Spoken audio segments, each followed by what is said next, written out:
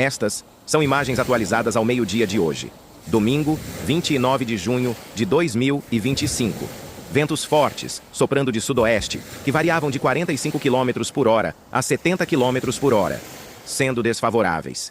Durante a tarde, com a diminuição dos ventos, também houve uma diminuição do nível da lagoa. O nível da lagoa chegou ao pico às 9h30 da manhã, alcançando 1,61 m. Durante a tarde, estes níveis foram diminuindo, chegando a 1,18 m, conforme acompanhamento através dos linígrafos instalados na margem oeste da Lagoa dos Patos.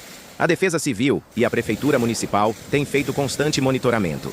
O nível da Lagoa dos Patos pode ser acompanhado através do site monitoramentolagoadospatos.com.br. Mas em caso de emergência, avise a Defesa Civil, Corpo de Bombeiros ou ainda a Brigada Militar.